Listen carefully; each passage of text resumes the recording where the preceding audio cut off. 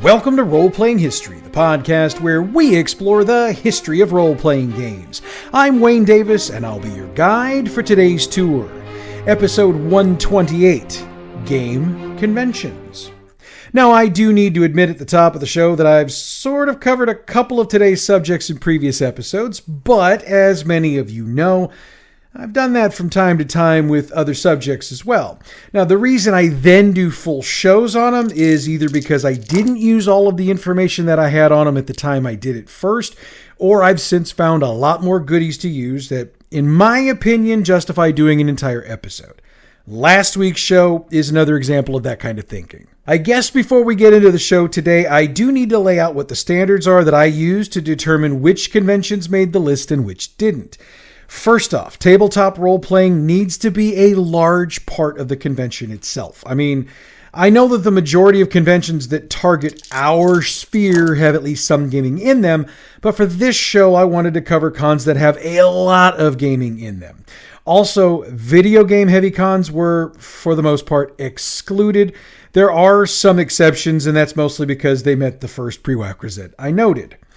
I also need to point out that this list is by no means a complete list. I mean, hell, I haven't even scratched the surface of all the cons that are out there. I've tried to put together a show that covers cons from across the US and around the world, but if I missed your favorite convention, hit me up by email or on the socials and let me know which ones you'd like to hear about in future episodes. I mean, after all, there's absolutely no reason why we can't do this again down the line. With that said, I've got a big stack of research for this week's show, so let's crank up the tour bus and get to the first convention on our list. And for the record, it is the granddaddy of them all. Gen Con is, both by attendance figures and the number of events it holds, the largest tabletop game convention in North America. For those keeping track at home, Gen Con features traditional pen and paper tabletop role-playing games, board games, card games, miniature war games, LARP, which is live-action role-playing, collectible card games. Look, I could spend an entire show just going through all the stuff Gen Con actually does. Like I said in the opening, I know I've touched on Gen Con in the past, but no show covering conventions would be complete without covering it, so let us do what we do best here and deep dive the history of Gen Con, since I've come up with a lot more information since the last time I discussed it. Gen Con can directly trace its roots to a series of regional conventions held by the International Federation of Wargaming. See, after it was formed in 1967, its members decided to spread the word about the IFW by having these cons, and one was scheduled to be held in Malvern, Pennsylvania in August of that year. Unfortunately, there were a number of IWF gamers in the Chicago area that were unable to attend that gathering. So Gary Gygax held a small informal gathering that same weekend at his home in Lake Geneva, Wisconsin. Now, the gathering wasn't called Gen Con at the time, but once Gen Con became what it became today, it got the unofficial numbering of Gen Con 0. Which means, I guess, this was the session 0 for the still running campaign. In 1968, Gygax decided to think bigger. He rented the Horticultural Hall in Lake Geneva, with the idea being to hold another IFW convention, and he named that the Lake Geneva War Games Convention. This is the officially numbered first Gen Con, and that name would replace the Lake Geneva War Games Convention a few years later. For this first full convention, the IFW put up $35 of the $50 fee for the hall in order to be the host, and to only be able to have to pay that these days. Sigh. Oh, and I guess this would be a good time to note that Gary Gygax was one of the founders of the IFW, so if he wanted to have a convention in Lake Geneva, by God, there weren't going to be very many folks that were going to stop him now, were there? According to the surviving records, about 100 people attended Gen Con 1, and I can assure you that is the lowest attendance Gen Con has ever seen. At Gen Con 2 in August of 1969, Gary Gygax met a couple of folks who would play a huge role in his life and gaming in the near future, Dave Arneson and Rob Kuntz.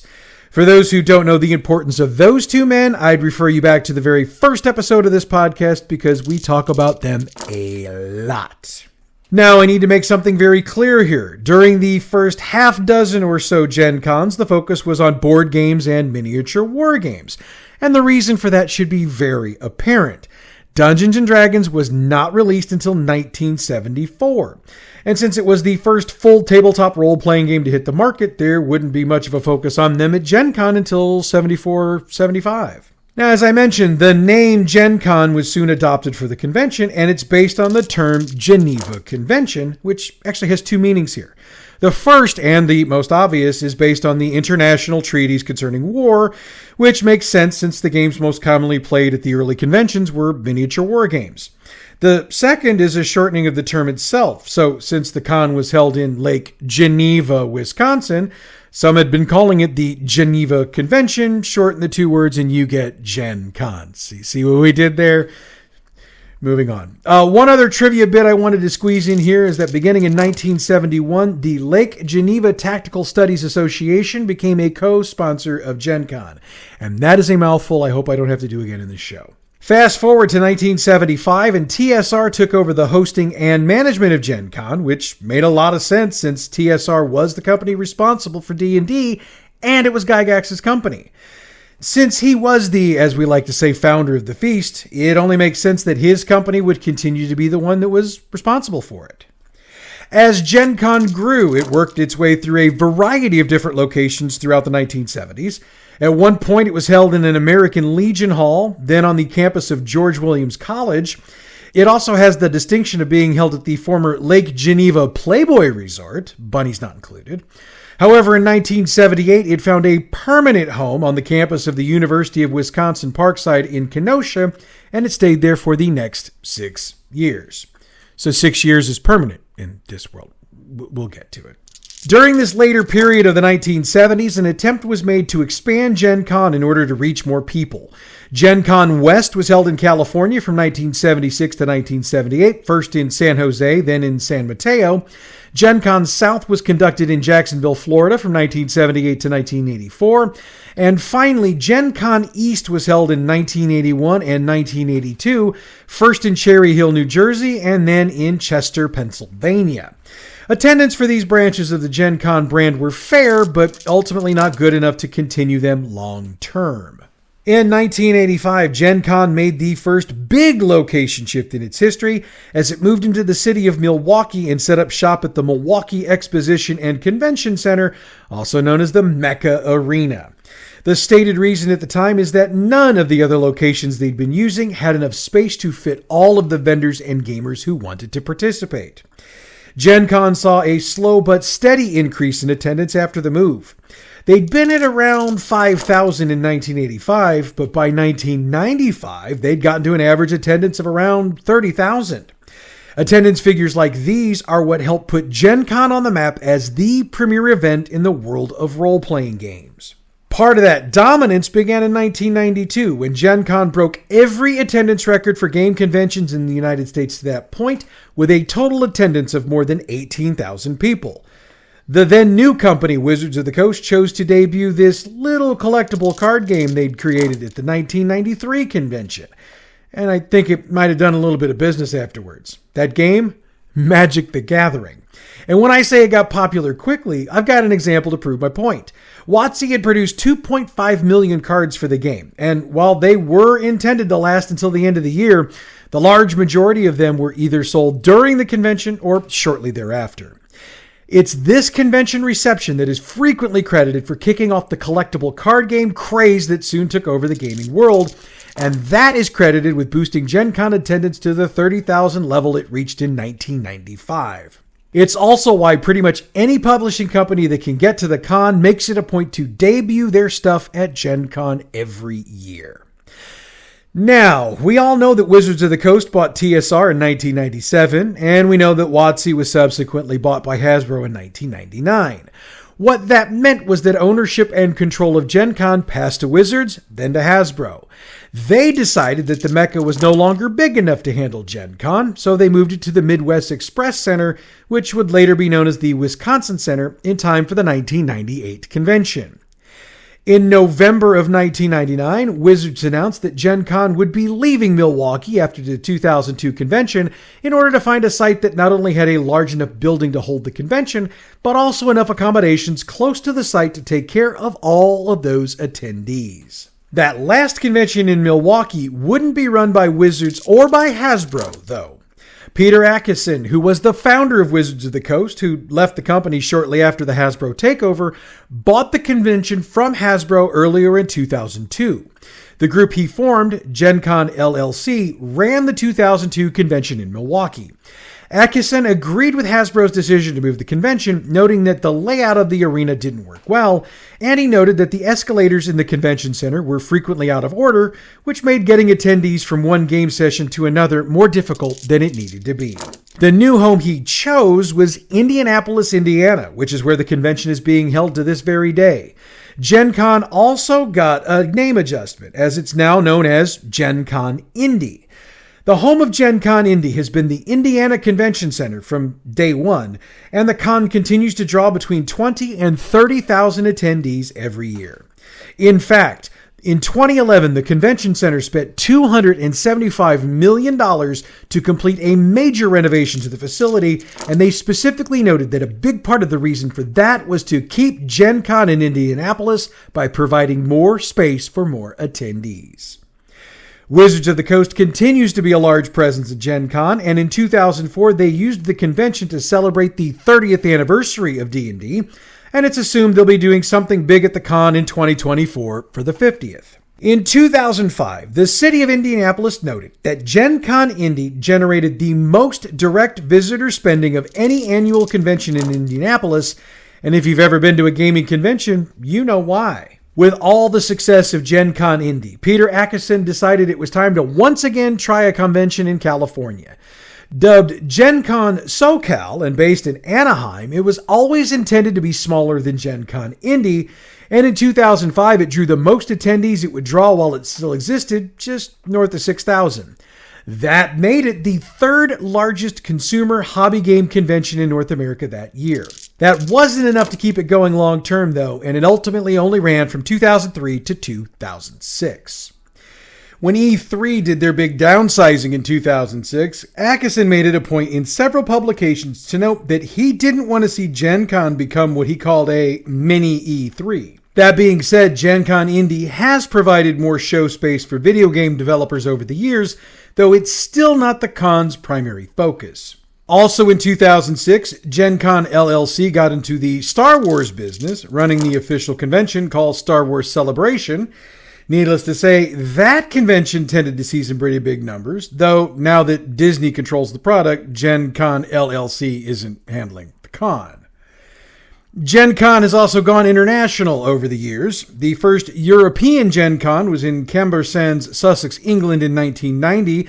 Barcelona, Spain had some from 1994 to 1996, 1999, and again in 2004. England had a European Gen Con for 8 years, with Loughborough taking over for Cambersands in the mid-90s. The final event, by the way, was held in 1997.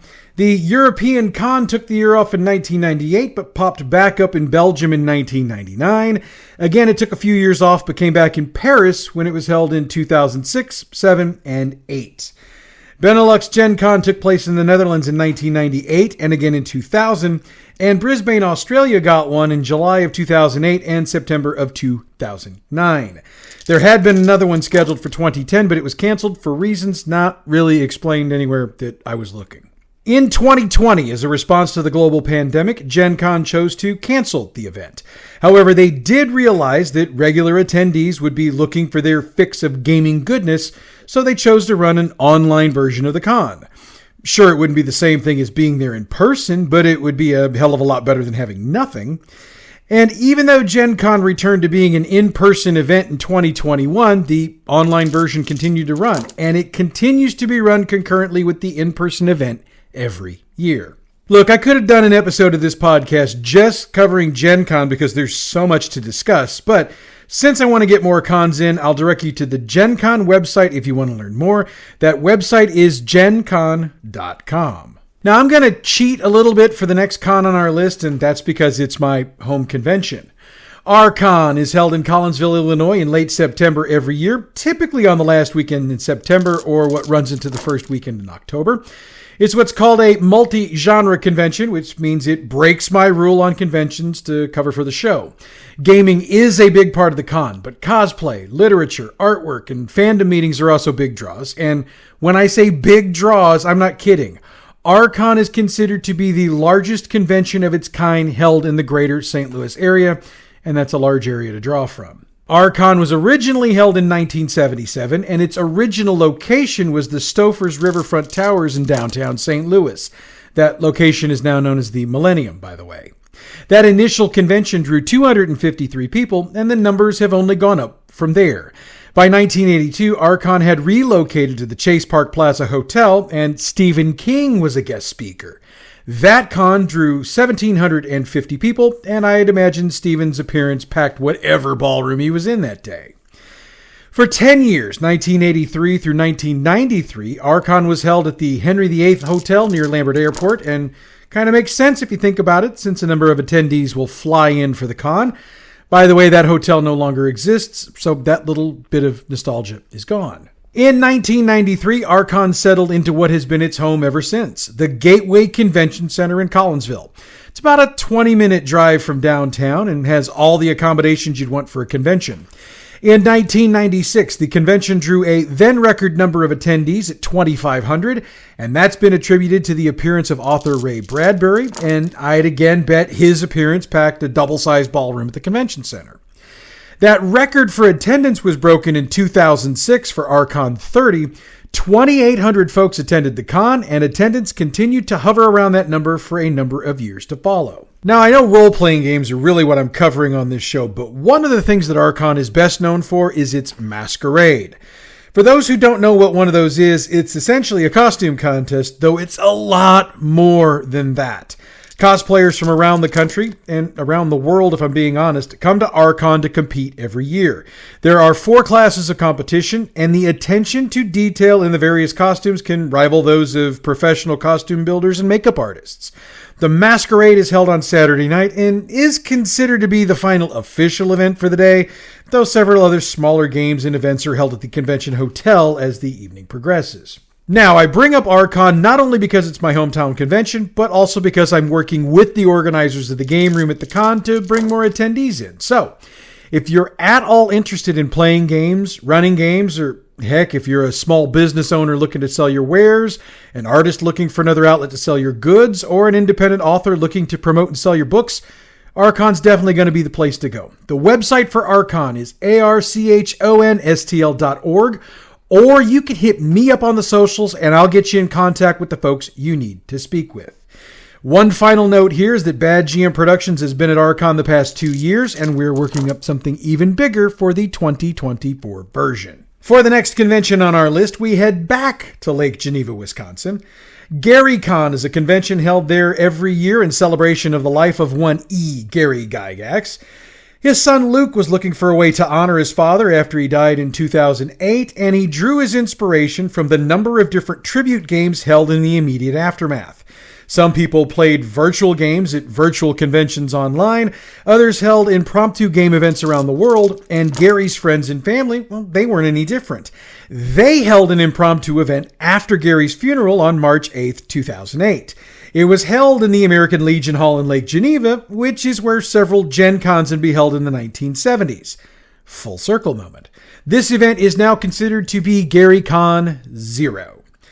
Luke realized they were onto something and organized GaryCon as an official con. The first took place on March 7th, 2009 and was held in that same American Legion Hall. Many big names in the gaming industry showed up, among them Frank Menser, Tom Wham, Steve Chenal, and Jim Ward. Luke was assisted in convention organization by his sister, M. Elise Gygax Cosino. GaryCon 2 required a larger venue due to the interest in the event. It moved to another lodge just west of town. By 2016, the crowd size had grown to the point that another new venue was needed, so it moved to the Grand Geneva Resort and Spa, and attendance has doubled since then to the yearly average of 3,000. And in another bit of trivia that you can share with your friends, the TV show The Big Bang Theory mentioned Gary Kahn in one of their episodes. That mention came in the February 2015 episode The Intimacy Acceleration, and the plug the Kahn got from that caused both the website to crash and the attendance for that year to be exceptionally boosted. So, what's Gary Kahn all about? In Luke Gygax's own words, Gary Kahn is supposed to be an old-school renaissance. That means the games being focused on are primarily those Gygax either wrote or was responsible for releasing during his control of TSR. Now, one key difference between Gary Kahn and a number of other Kahns is that the creators of many of these old-school games are the ones that run them. Jim Ward frequently runs Metamorphosis Alpha. Mike Carr runs Fight in the Skies, and Tom Wham brings a selection of the board games he created to run for attendees. Of course, the game that basically started D&D also makes an appearance, as there's always at least one chainmail game being run. And the HMGS Midwest is always in attendance, saluting the wargamer that Gary Gygax was well before becoming synonymous with tabletop role-playing games. If you're interested in learning more about Gary Kahn, check out their website, garycahn.com. If I'd left the next convention off the list for this week's show, I'm pretty sure a lot of you would be trying to find my home address so you could come tar and feather me, so put them away, because here it is. The Origins Game Fair is a gaming convention that's been held every year since 1975, well, with the exception of the pandemic year of 2020. But let's get into the history of the con and dig a little bit deeper. Origins can trace its origins, as it were, to a gathering of game players in Baltimore, Maryland. A local wargaming club, the Interest Group, joined forces with Avalon Hill to put on a show on the campus of Johns Hopkins University. Now, the reason for joining forces with Avalon Hill should be obvious, but for those who aren't familiar with them or didn't catch our Avalon Hill episode, which is available in the archives, we need to note that Avalon Hill, which was also based in Baltimore, produced the first commercial wargames back in 1958. So, a partnership between the Interest Group and Avalon Hill was a slam dunk for a gaming convention. And as a nod to Baltimore's position as the home of Avalon Hill, and therefore its place in gaming history, Don Greenwood, who was a game designer at Avalon Hill and has been credited as the founder of the convention, suggested that the show be called Origins. For several years, Avalon Hill, along with SPI, who was another wargame company we also covered in the archives, ran the show. As the show grew, the Game Manufacturers Association took control of Origins, and that began with the 1978 show. And much like Gen Con, Origins has hosted its share of debuts. In fact, Chaosium's very first role-playing game, RuneQuest, was debuted at the Origins convention held in Ann Arbor, Michigan in July of 1978. Origins, which was still being called the Origins International Game Expo, that was shortened to Origins Game Fair in 2007, continued to grow and expand, and attendance increased alongside.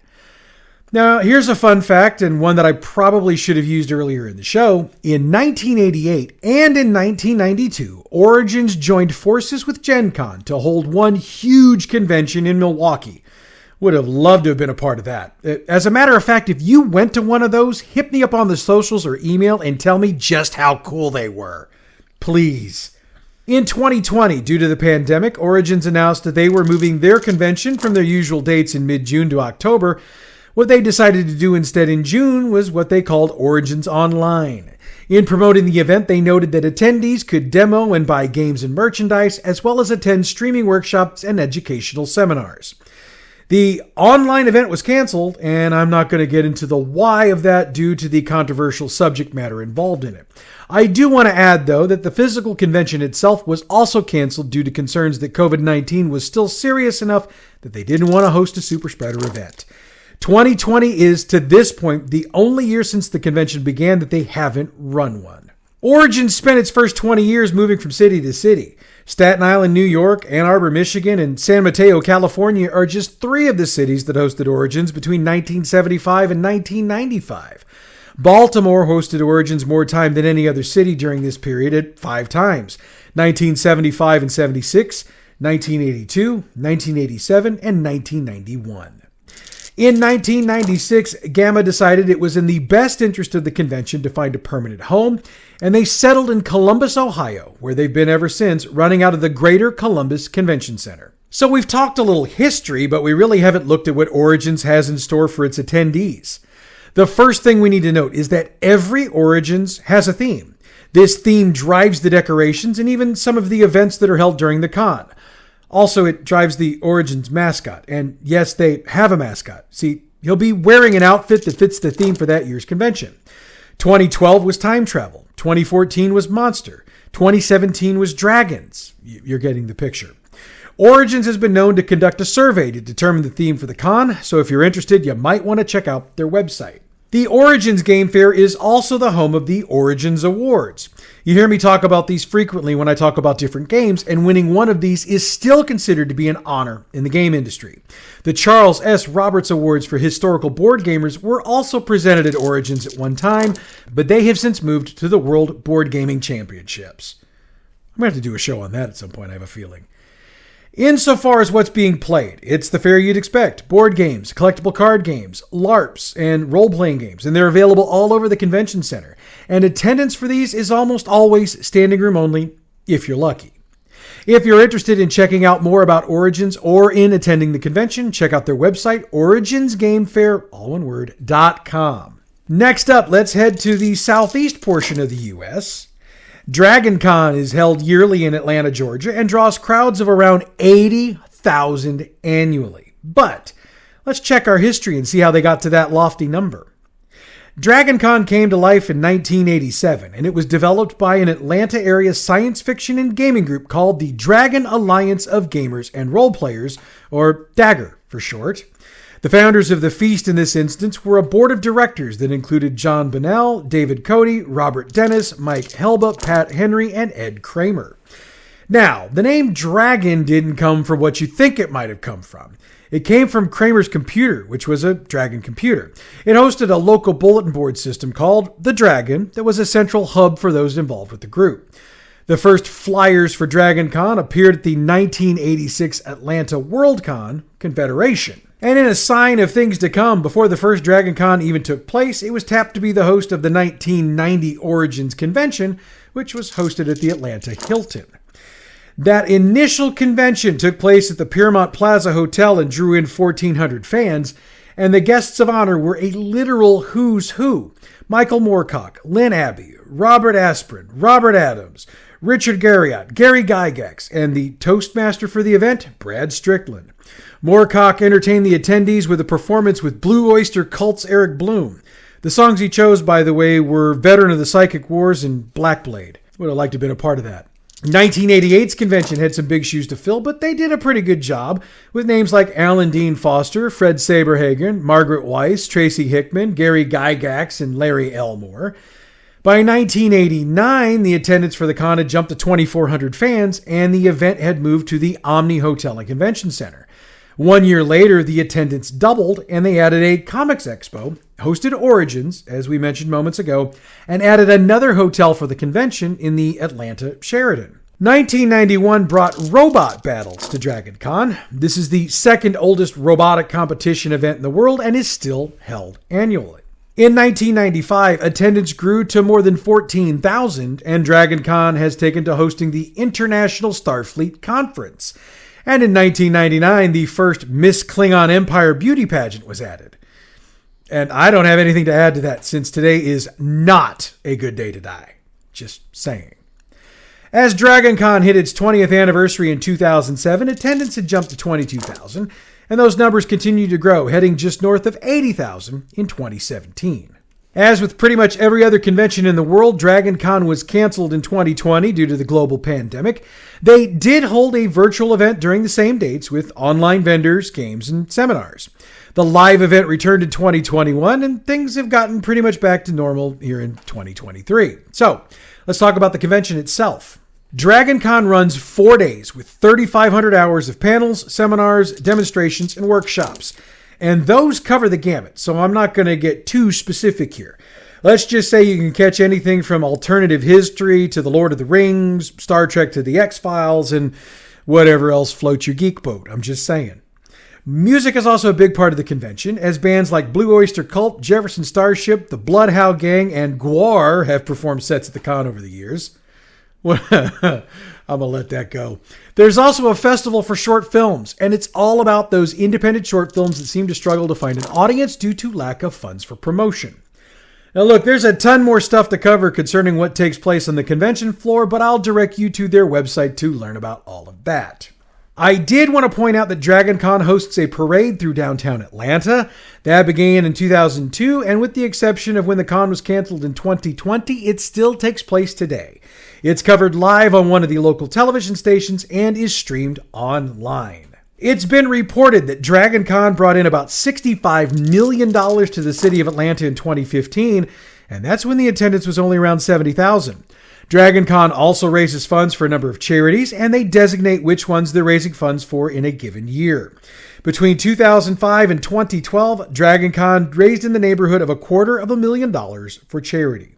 If you're interested in learning more about DragonCon or you're interested in attending, check out their website, dragoncon.org. Okay, so I know I said I was going to cover conventions from outside the US in this episode. However, as I look to my left and I see the big-ass stack of stuff I still have to cover, I'm realizing we need to do 2 episodes if we want to give everything the time and space it deserves. So, for those who were planning on hearing about international conventions today, I apologize, but that means next week's show is going to be nothing but international conventions. So that kind of makes it all right? Well, one way or the other, we've come to the end of today's tour. Like I just said, next week we'll pick up where we left off and cover as many international conventions as I can fit into a half-hour program. In the meanwhile, check out Bad GM's campaign Build Along. This week I had to call an audible because I've been on vacation, and while I wrote this show before I went on my vacation, I didn't write a Build Along. So yeah, I had to kind of do it off the cuff. You want to know what that sounds like? Listen to Bad GM's campaign Build Along, and you're going to find out. It's available wherever you get your podcasts or on our website, badgmproductions.net. The music we use for this show comes from pixabay.com. Check them out for all your royalty-free, license-free music needs. Roleplaying History is a production of Bad GM Productions. We are all over social media, so check out the info box for this week's episode or our website to see where you can follow us. Next week, we go international. International game conventions, that is. Until then, I'm Wayne Davis, and your Role-Playing History.